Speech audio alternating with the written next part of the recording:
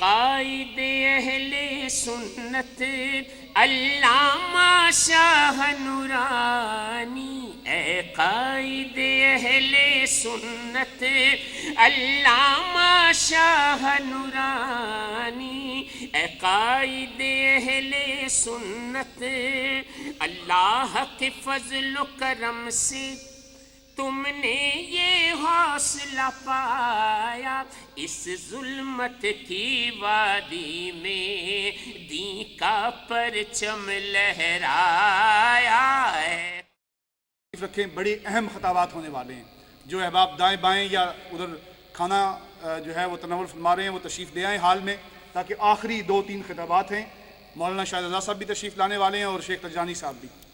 لیکن ان سب سے پہلے میں گزارش کروں گا قائد اہل سنت کے ایک جانثار اور ممتاز دانشور جناب علامہ پیرزادہ سردار احمد قادری صاحب سے کہ وہ تشریف لائیں اور قائد اہل سنت کی شخصیت پر اظہار خیال فرمائیں۔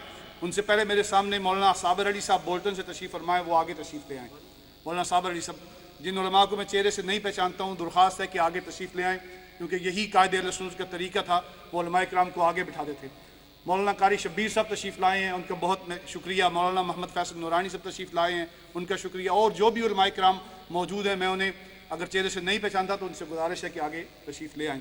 تو گزارش کروں گا ممتاز دانشور قائد اہل سنت کے جانثار حضرت علامہ پیرزادہ سردار احمد قادری صاحب سے بڑا اہم خطاب ہوگا۔ مجھے امید ہے کہ آپ اس خطاب سے بہت کچھ حاصل کریں گے۔ نعروں سے استقبال کیجئے۔ نعرہ تکبیر۔ اس سے زیادہ جاندار خطاب ہونا ہے جتنا آپ نے نعرہ لگایا ہے۔ اس سے پوری قوت سے نعرے کا جواب دیں۔ نعرہ تکبیر، نعرہ رسالت، حق و صداقت کی نشانی۔ اب یہ نعرہ اتنی دفعہ لگایا تھا کہ آپ کو اس کا جواب پتہ ہے، اسے پوری قوت سے کہیں، حق و صداقت کی نشانی۔ تشریف لا رہے ہیں پیرزادہ سردار احمد قادری صاحب۔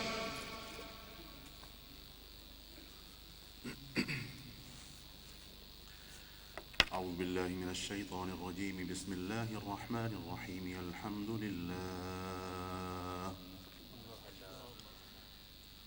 للہ رب العالمین، والصلاة والسلام علی اشرف الانبیاء وسید المرسلین، سیدنا ومولانا محمد المصطفى احمد المجتبى صلی اللہ تعالی علیہ وعلى آلہ واصحابہ، صلی اللہ تعالی علیہ وعلى آلہ واصحابہ واہل بیتہ ومن تبعہم بإحسان الى یوم الدین۔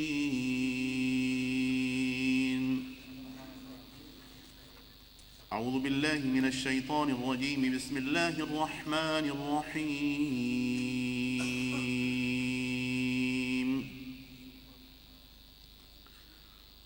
والذین جاہدوا فینا لنہدینہم سبلنا وإن اللہ لمع المحسنین، صدق اللہ العلی العظیم۔ ان اللہ وملائکتہ یصلون علی النبی یا ایہا الذین آمنوا صلوا علیہ وسلموا تسلیما،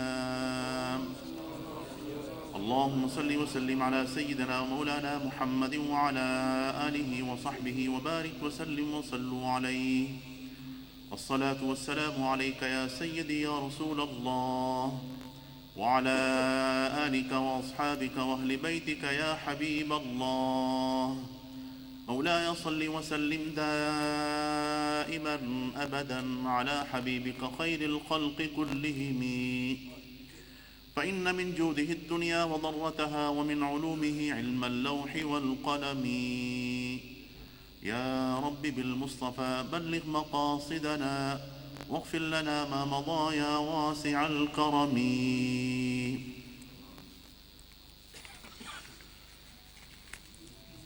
اے خاور حجاز کے رخشندہ آفتاب، اے خاور حجاز کے رخشندہ آفتاب، صبح ازل ہے تیری تجلی سے فیض یاب، اے خاور حجاز کے رخشندہ آفتاب، صبح ازل ہے تیری تجلی سے فیض یاب، اور چوما ہے قدسیوں نے تیرے آستان کو، چوما ہے قدسیوں نے تیرے آستان کو، اور تھامی ہے آسمان نے جھک کر تیری رکاب، اور نازاں ہے تجھ پہ سرور کونین کا لقب، نازاں ہے تجھ پہ سرور کونین کا لقب، اور جشتا ہے تجھ کو رحمت عالم کا یہ خطاب۔ جانشین قائد ملت اسلامیہ علامہ شاہ محمد انس نورانی، لسان الاسر حضرت علامہ محمد قمر الزمان اعظمی، شیخ الحدیث حضرت علامہ محمد عرفان مشہدی، محترم علامہ قبلہ مفتی ذل سبحان صاحب، مولانا محمد یونس کاشمیری صاحب، اور دیگر مشائخ اہل سنت اور علماء اہل سنت اور عوام اہل سنت۔ اگرچہ آج کا یہ اجتماع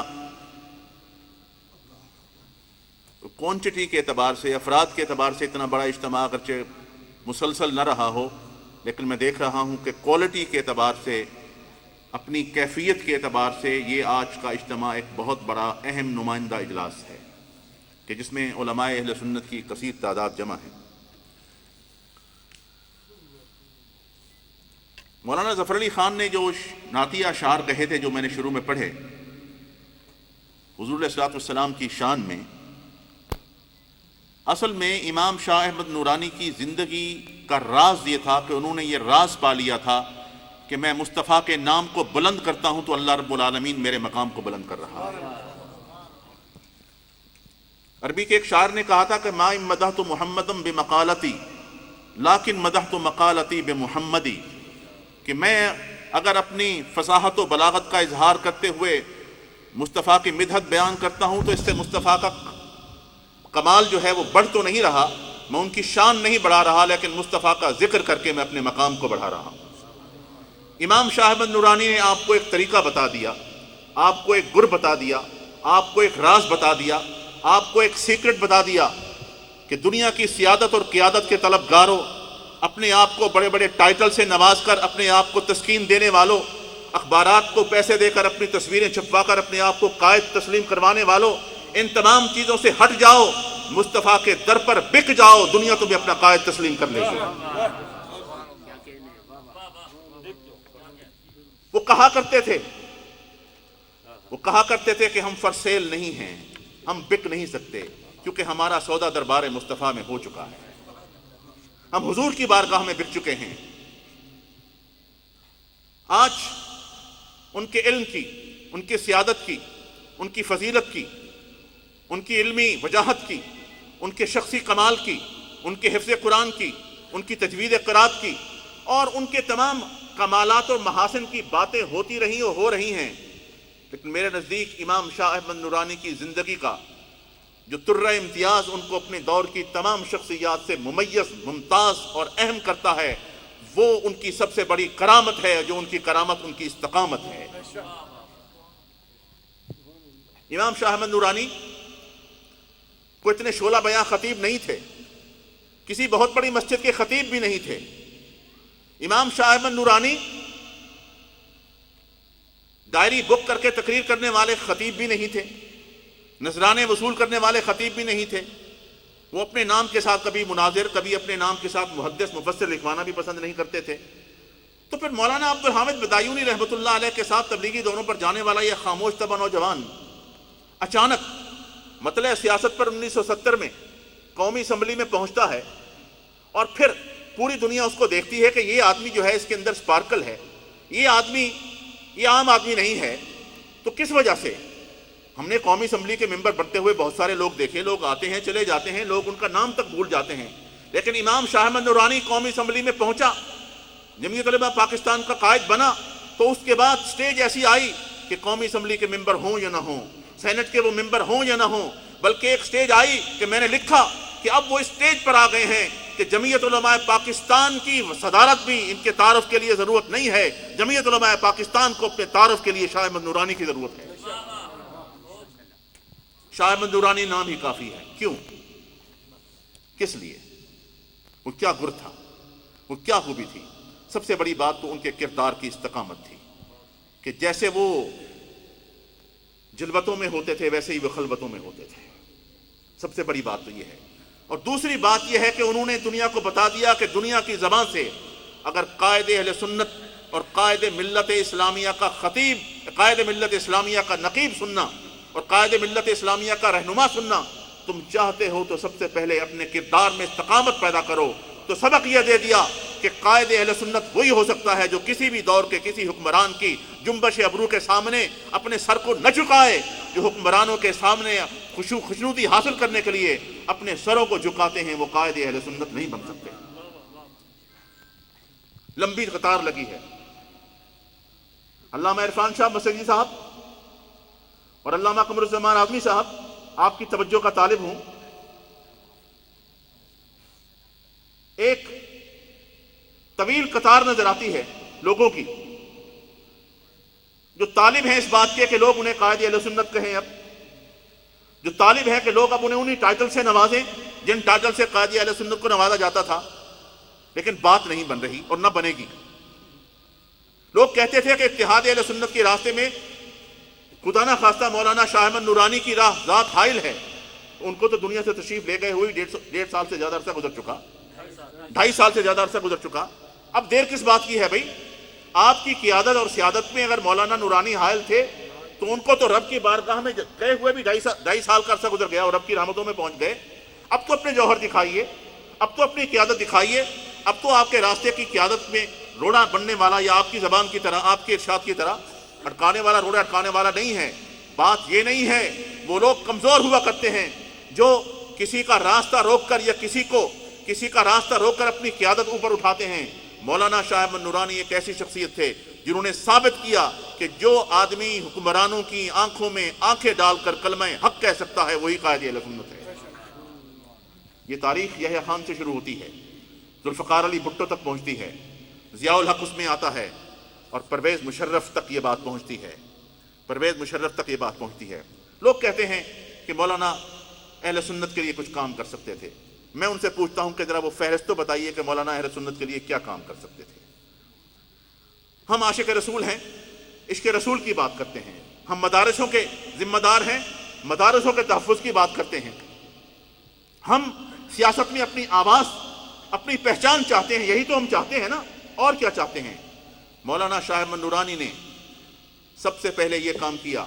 फरमाते हैं कि मैं रमज़ान का महीना था, मुझे खुद बताया उन्होंने, सुबह की नमाज के बाद कारी साहब आए तो मैं कुरान पाक का विर्द कर रहा था, उनके साथ दौरा कर रहा था, तो एक आलिम दीन आए और आकर रोने लगे। तो मैंने कहा क्या बात है? उन्होंने कहा हज़रत मुझे अपनी बेइज्जती का कुछ नहीं है। उन्होंने शेखुल हदीस मौलाना सरदार अहमद कादरी रहमतुल्लाह ताला अलैह की सनद की बेहरमती की है। मैं फ़ौज में दरख्वास्त देने गया इमामत के लिए। उन्होंने कहा ये कौन सा मदरसा है, हम इस मदरसे को जानते नहीं है। फेंक दी सनद, फ़ौज के उस मेजर कर्नल ने फेंक दी। तो कहते हैं मैंने उसी वक्त वज़ीर तालीम अब्दुल हफीज़ पीरज़ादा को फ़ोन किया कि मुझे फ़ौरन वक्त चाहिए मुलाकात का, फ़ौरन वक्त चाहिए। ये वो शाह अहमद नूरानी है जो किसी हुकूमत में वज़ीर नहीं रहा, किसी हुकूमत का सफ़ीर नहीं रहा, किसी हुकूमत की किसी इस्लामी नज़रियती कौंसल का मेंबर नहीं रहा, किसी हुकूमत के किसी ओहदे का तालिब नहीं रहा।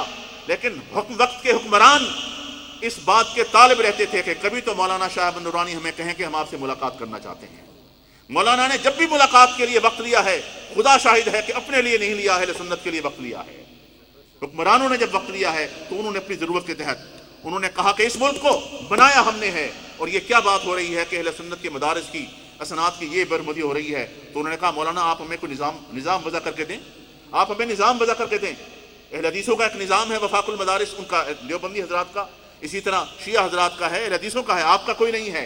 तो फिर वो कहते हैं मैं जामिया निज़ामिया में मैंने इजलास बुलाया, मैंने उलमा को बुलाया और आज तंजीमुल मदारिस अहले सुन्नत की क़ियादत पर फ़ख्र करके अपने आप को तंजीमुल मदारिस पाकिस्तान के तमाम सुन्नी मदारिस की बहुत बड़ी तंजीम का एजाज़ हासिल करने वाले जान लें कि जिस तंजीम पर आप फ़ख्र कर रहे हैं यह भी लगाया हुआ पौधा मौलाना शाह अहमद नूरानी का। इसकी इब्तिदा उन्होंने की थी।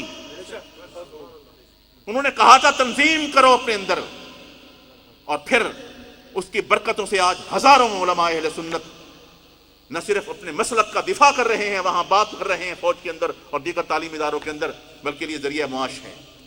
तो इसके अलावा क्या कर सकते हैं आप?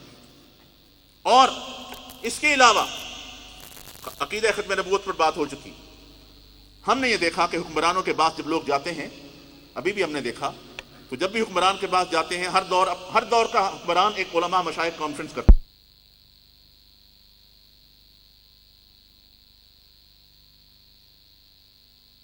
تو کہتے ہیں جی بڑا سرور ملا ہے یہاں. ابھی پروگرام آ رہا تھا جب یہ جنرل صاحب نے بھی کرائی تو بعد میں کچھ مشائخ بیٹھے ہوئے تھے اور وہ کہہ رہے تھے جی ایک سرور کی کیفیت تھی. تو پروگرام کا جو ہوسٹ تھا شاہد مسعود ڈاکٹر، وہ کہتا ہے جی وہ محفل میں جو ذکر آپ کہتے ہیں ایک سرور تھا، ایک بڑا ذکر کی کیفیت، آپ کہتے ہیں ایک نورانی کیفیت تھی. تو نورانی کیفیت تو جنرل صاحب کی موجودگی کی وجہ سے ہوگی نا. نہیں، چونکہ سارے علماء مشائخ اکٹھے تھے تو اس وجہ سے ایک بڑی نورانی کیفیت تھی، ایک سرور کی کیفیت تھی. اس نے کہا بھی آپ علماء جب مساجد میں ملتے ہیں تو یہ سرور کی کیفیت نہیں ہوتی، جب وقت کے حکمرانوں کے پاس آتے ہیں تو سرور کی کیفیت آ جاتی ہے، کیونکہ جیب میں ہوائی جہاز کے ٹکٹ اور 5 اسٹار ہوٹلوں کے واؤچر ہوتے ہیں اور ساتھ میں عطیات ہوتے ہیں. اور مولانا شاہ احمد نورانی کہتے تھے میں گدا ہوں اپنے کریم کا، میرا دین پارہ نہ نہیں. ٹھوکر پہ، دنیا کی ٹھوکر پر. میں نے ایک منظر دیکھا، رائے بند کی سنی کانفرنس پاکستان ٹیلی ویژن کور کر رہا ہے، کیونکہ اس سے پہلے 1978 کی بات ہے، مارچ میں ملتان میں ہوئی تھی، پاکستان ٹیلی ویژن نے کور نہیں کیا تھا. پوری دنیا نے ملامت کی کہ 10 لاکھ کا عظیم اجتماع اور پاکستان ٹیلی ویژن کور نہیں کر رہا. تو اپنی خفت کو مٹانے کے لیے اسی سال اکتوبر میں رائے بند میں کانفرنس ہوئی تو پاکستان ٹیلی ویژن آ گیا.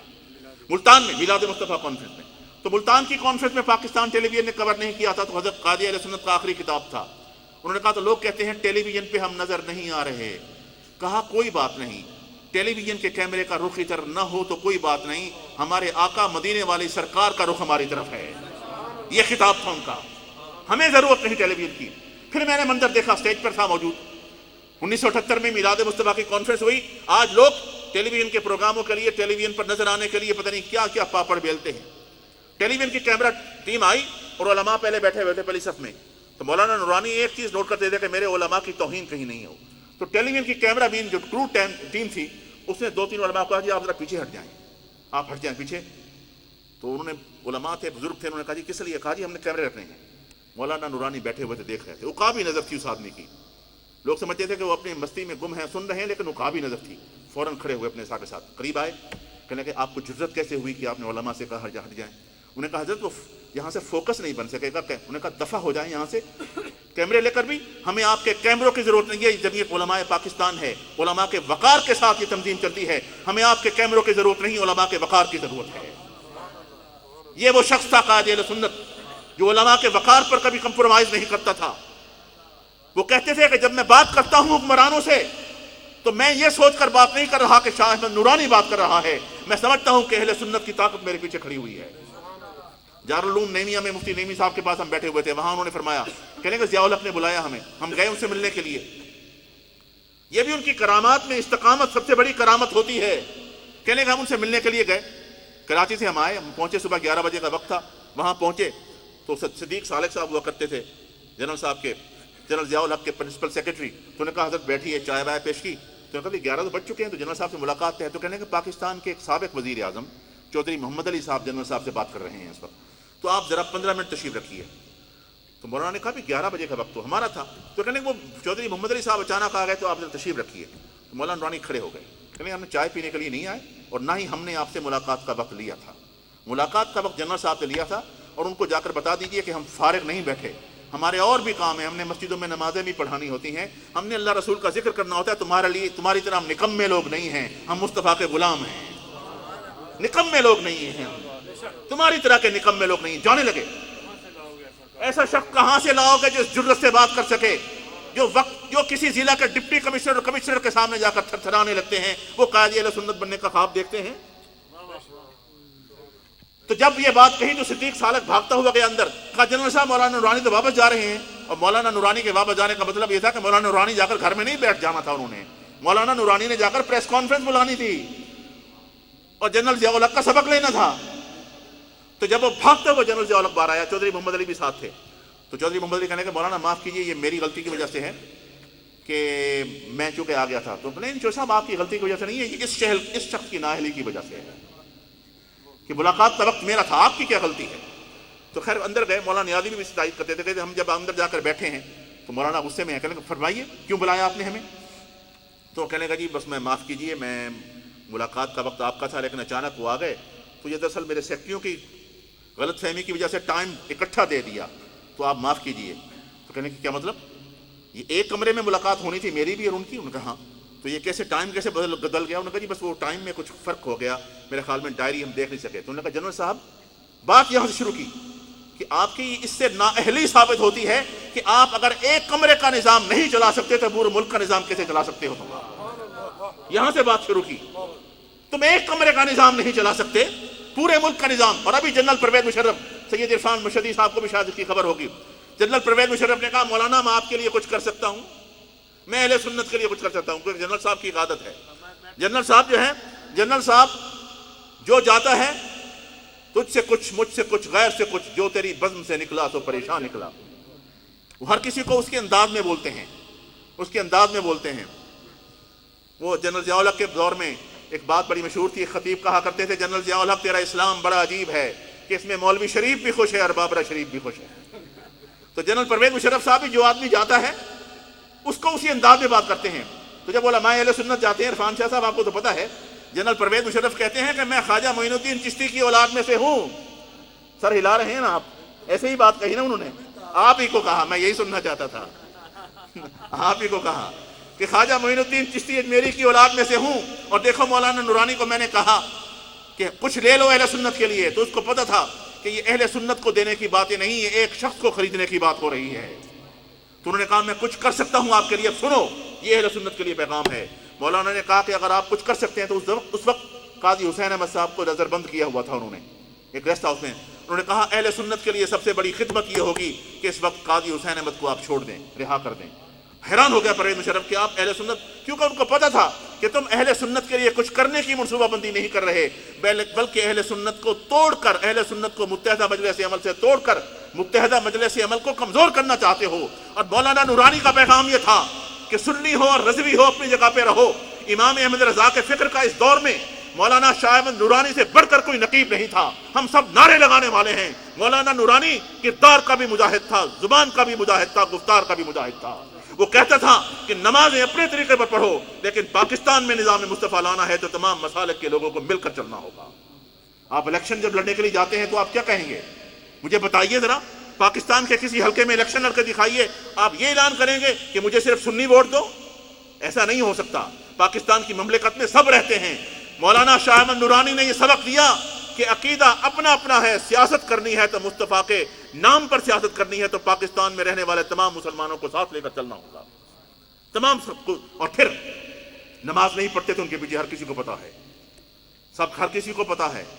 اور جب سب نے دیکھ لیا کہ ان کی استقامت کا عالم یہ ہے, تو اس کے بعد یہ ہوا کہ پھر جیسے بات کی گئی کہ جب نماز کا وقت آتا تھا تو پھر مصلی امامت پر انہی کو کھڑا کیا جاتا تھا. مولانا مفتی محمود سے لے کر فضل الرحمان تک سب نے مولانا شاہ احمد نورانی کو اپنا سیاسی قائد بھی تسلیم کیا, اپنا مذہبی قائد بھی تسلیم کیا.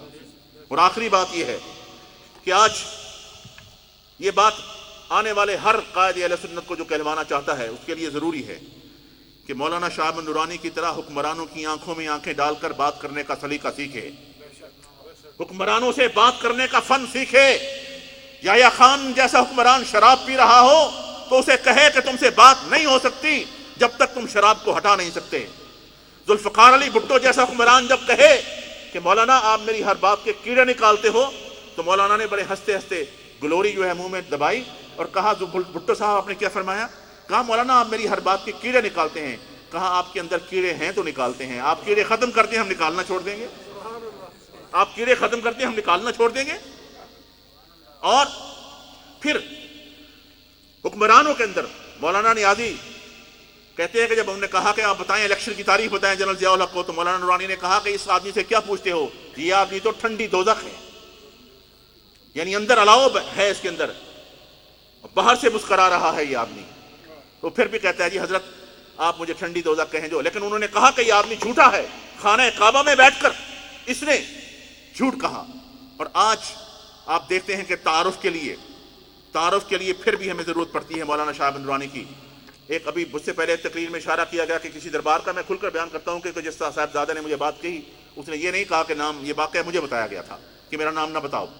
محترمہ بے نظیر بھٹو آئی ہیں لالا جی کے وفات پر تعزیت کرنے کے لیے صاحبزادہ نصیر الدین نصیر کے پاس, اور کہا کہ آپ کا تعلق سیاسی طور پر کس جماعت سے ہے؟ تو انہوں نے کہا جی میرا تعلق کسی سیاسی جماعت سے نہیں. انہوں نے کہا کسی کو تو آپ پسند کرتے ہوں گے, آپ کا اسکول آف تھاٹ کیا ہے؟ کیا تم مودودی کو قاضی صاحب کو پسند کرتے ہو؟ اس نے کہا نہیں، قاضی صاحب کا تعلق جماعت اسلامی سے ہے، ہمارا ان سے کوئی تعلق نہیں۔ تو اس نے کہا کیا تم فضل الرحمان کو پسند کرتے ہو؟ انہوں نے کہا نہیں، ہمارا تعلق فضل الرحمان سے بھی نہیں ہو سکتا کیونکہ وہ دیوبندی عقیدے کا ہے۔ تو وہ کنفیوز ہو گئی، کہنے لگی زیادہ تو وہی لوگ ہیں نا، تو پھر تم کس کو فالو کرتے ہو؟ اس نے کہا جی ہم سیاست میں تو نہیں ہیں، لیکن ہمارا عقیدہ وہی ہے جو مولانا شاہ احمد نورانی کا عقیدہ ہے۔ صاحبزادہ نصیر الدین نصیر کے بقول بے نظیر کہنے لگی کہ اچھا یہ بات ہے، پولیٹیکلی تو اختلاف ہو سکتا ہے، لیکن ہمارا بھی خاندان میں عقیدہ وہی ہے جو مولانا شاہ احمد نورانی کا عقیدہ ہے، بقول ان کے۔ تو میں آپ سے، اب لوگ کہتے ہیں کہ جی مستقبل سے کسی قائد کی انتظار کریں آپ، جیسے نزول مہدی ہوگا تو پھر ہی بات بنے گی۔ عرفان شاہ صاحب، کوئی قائد آنا چاہیے، قائد جو ہے آسمان سے تو امام مہدی اتریں گے، حضرت عیسیٰ ہی اتریں گے، یا امام مہدی کا ظہور جو ہے مدینہ منورہ سے اور مکہ کی طرف سفر کے بعد ہوگا۔ پاکستان کے لیے قائد تو پاکستان سے آئے گا نا جی، وہ کہیں سے برآمد تو نہیں کرنے والے ہم معین قریشی کی طرح، پاکستان سے ہی آئے گا حضور۔ تو پاکستان سے اگر آئے گا تو شاہ احمد نورانی کے منصب کو سمجھنے کے لیے میں سمجھتا ہوں کہ شاہ احمد نورانی کے خاندان کا فرد ہی مناسب ترین آدمی ہو سکتا ہے، کیونکہ وہ ان کی وراثتوں کا امین ہے، ان کے نظریات کا امین ہے، ان کا شخصی اور ان کے کردار کا حسین پیکر ہے۔ تو میں سمجھتا ہوں کہ چند ملاقاتوں میں نے تاثر لیا ہے کہ وہ قلندرانہ کردار جو مولانا شاہ احمد نورانی میں تھا، اسی کا عکس مجھے شاہ انس نورانی کے اندر نظر آ رہا ہے۔ بعض دفعہ علم جو ہے یہ حجاب اکبر بن جاتا ہے، آپ اپنے علم اپنی عمر کے ترازو میں نہ تولیں ان کو، ایسی کوئی بات نہیں۔ بعض دفعہ نوجوان جو ہیں وہ بھی بڑے بڑے قلعے فتح کر لیا کرتے ہیں۔ وہ شخص کہ جس نے رسول اللہ کی تعبیر کی حسین خواب کی تعبیر کی تھی اور یورپ میں اسلام کا پرچم لہرایا تھا اور استنبول کو فتح کیا تھا، اور جس کا نام سلطان محمد فاتح تھا، علامہ قمر الزمان آدمی بہتر جانتے ہیں کہ جب وہ فتح کی مہم پر نکلا تھا تو اس نوجوان کی عمر صرف 25 سال تھی۔ اور وہ شخص کہ جس نے ہندوستان میں اسلام کے پرچم کو بلند کیا اور سب سے پہلے آ کر اسلام کا جھنڈا گاڑا ہے، اس کی عمر اس وقت 17 سال کا نوجوان محمد ابن قاسم تھا۔ اور میرے رسول صلی اللہ تعالیٰ علیہ وسلم کی زندگی کا آخری جرنیل کہ جس کو حضور نے صحابہ کرام کی عظیم جماعت کا سپہ سالار بنا کر بھیجا ہے، جس کا نام اسامہ بن زید تھا، اس کی عمر بھی 17 سال تھی۔ تو 17 سال کی قیادت کو اگر سیدنا عمر فاروق اور صدیق اکبر تسلیم کر سکتے ہیں، محمد ابن قاسم ہندوستان میں اسلام کے پرچم کو لہرا سکتا ہے، اور اگر محمد فاتح جو ہے 25 سال کی عمر میں استنبول فتح کر سکتا ہے، تو 40 سال کا انس نورانی بھی اہل سنت کی اس کشتی کو انشاءاللہ ساحل مراد تک پہنچا سکتا ہے۔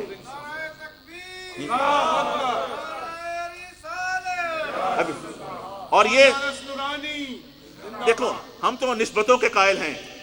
مولانا شاہ احمد نورانی کی خواہش تھی کہ میں مدینہ منورہ میں دفن ہوں، اور یقیناً ان کی روح وہیں ہے، اور ان کا گھر بھی وہیں تھا، اور انہی کے گھر وہیں مدینہ منورہ میں گھر بنایا ہوا تھا، اور مولانا شاہ احمد نورانی نے اپنی ازدواجی زندگی کا آغاز بھی وہیں کیا، اور مولانا شاہ انس نورانی کی ولادت جو ہے وہ مدینہ منورہ کی ہے۔ تو یہ پورا خاندان مدنی ہے۔ تو میں اس حوالے سے کہتا ہوں کہ ہمیں اہل سنت کی سیاسی فکر کو بیدار کرنا ہوگا۔ مولانا کی کرامتیں صرف بیان کرنے کا وقت نہیں ہے، وہ قرآن پاک سناتے تھے، وہ انشاءاللہ قیامت تک ان کا تذکرہ رہے گا۔ وہ خطاب کرتے تھے، وہ مبلغ اسلام تھے، انہوں نے لوگوں کو مسلمان کیا، یہ ان کا ایک چیپٹر ہے جو ہمیشہ زندہ رہے گا۔ پاکستان میں اس وقت مقررین بھی بہت ہیں، واعظین کے پوچھیں تو ان کے پاس ڈائریاں بک ہیں، ٹائم نہیں ملتے۔ پرانے زمانے کے ٹانگوں پر اور بسوں پر سفر کرنے والے واعظین کے مقابلے میں آج کے واعظین کو دیکھیں تو وہ ہوائی جہازوں میں سفر کرتے ہیں، اور نعت خوان تو سبحان اللہ اب چارٹر ہوائی جہازوں میں سفر کرتے ہیں حضور۔ تو ہمیں تو پھر فیصلہ یہ کرنا ہے کہ ہماری قیادت اگر ہم نے صرف واعظوں اور نعت خوانوں کے حوالے کرنی ہے تو پھر ٹھیک ہے، بلکہ میں تو کہتا ہوں مدرسے بھی بند کریں، نعت اکیڈمیاں بنائیں، نعت خوان تیار کریں، اور جب کوئی مقابلے پہ کوئی آئے کوئی سوال پوچھے تو ان سے کہیں اعلیٰ حضرت کے شعروں سے جواب دیں گا، ہر شعر میں موجود ہے۔ بہت کوئی تنگ کرے تو اس کو کہیں خاک ہو جائیں عدو جل کر مگر ہم تو رضا، دم میں جب تک دم ہے ذکر ان کا سناتے جائیں گے۔ حضور وقت آیا ہے کہ سیاسی میدان میں بیداری کا اظہار کریں اور شاہ احمد نورانی کی فکر کو ہمیشہ کے لیے زندہ کر دیں۔ ماشاءاللہ ماشاءاللہ۔ حضرت علامہ پیرزادہ سردار احمد قادری صاحب، ان کی گفتگو کسی اور اضافے کی محتاج نہیں ہے، اور وقت محدود ہے۔ 3 تقاریر رہ گئی ہیں، قبلہ شیخ الحدیث صاحب لسان النصر اور جانشین قائد اہل سنت کی، یہ تینوں جو ہے وہ اہم تقاریر ہیں۔ جی مختصر سی اظہار خیال بھی لوگ سننا چاہیں گے۔ میں دعوت دے رہا ہوں حضرت شیخ الحدیث کو. میرا ان سے تعارف اس اعتبار سے زیادہ ہے کہ مجھے وہ وقت یاد ہے جب قائد اہل سنت لاہور کے ایک دارالعلوم میں دستار فضیلت کے پروگرام میں آ رہے تھے. پوسٹر چھپ چکا تھا. ہم منتظر تھے کہ قائد اہل سنت کی تقریر سننے جائیں گے. پھر اسلام آباد سے ایک ٹیلی فون آتا ہے. لاہور میں ٹیلی فون کی گھنٹی بجتی ہے. وہ چھپا ہوا پوسٹر اتر جاتا ہے اور مولانا کو یہ پیغام چلا جاتا ہے کہ اگر آپ ہمارے پروگرام میں تشریف لائے تو ہماری زکوٰۃ بند ہو جائے گی. اس وقت بکھی شریف کے وہ مرد مجاہد حافظ الحدیث حضرت علامہ سید محمد جلال الدین شاہ صاحب میدان میں آئے اور کہا کہ نورانی نظام مصطفیٰ کی جنگ میں تنہا نہیں ہے, ہم اس کے سپاہی بن کر اس کے ساتھ چلیں گے. اور پھر وہ تاریخی اجتماع جو بکھی شریف میں ہوا اور اس میں قائد اہل سنت نے یہ کہا کہ سونے والوں جاگتے رہنا چوروں کی رکھوالی ہے. اس اعتبار سے جب محمد عرفان تھے, ابھی شیخ الحدیث نہیں بنے تھے, وہ تعارف ہے. اور دوسرا تعارف وہ ہے جب قائد اہل سنت اس دنیا سے پردہ فرما چکے تھے اور ہم سب غم سے نڈھال تھے. اس وقت جو بات آج شیخ الحدیث علامہ فضل سبحان صاحب نے کہی, پیرزادہ صاحب نے کہی, بہت سے لوگ کہہ رہے ہیں, علماء و مشائخ کہہ رہے ہیں, وہ پہلی آواز, وہ تنہا آواز جس نے کہا کہ انس نورانی کو اپنا قائد تسلیم کر لو, وہ اس سید محمد عرفان شاہ مشہدی کی تھی. نماز جنازہ کے اجتماع میں یہ شخص للکار للکار کے کہتا تھا, سنیوں متحد ہو جاؤ, وہ سایہ دار شجر چلا گیا ہے, اس نوجوان کو اپنا قائد مان لو. اس کی آواز کسی نے نہیں سنی. وہ صدابہ صحرا ثابت ہوئی. 2.5 سال بعد آج وقت بتا رہا ہے اس نے پہچاننے میں غلطی نہیں کی تھی, اس نے صحیح تشخیص بتائی تھی. تشریف لا رہے ہیں شیخ الحدیث حضرت علامہ سید محمد عرفان مشہدی صاحب. نعرہ تکبیر, نعرہ رسالت, بھرپور انداز سے نعروں کا جواب دیں. نعرہ تکبیر, نعرہ رسالت, سیدی مرشدی, علماء اہل سنت. بسم اللہ الرحمن الرحیم. رب اشرح لی صدری ویسر لی امری واحلل عقدۃ من لسانی یفقہوا قولی. الحمدللہ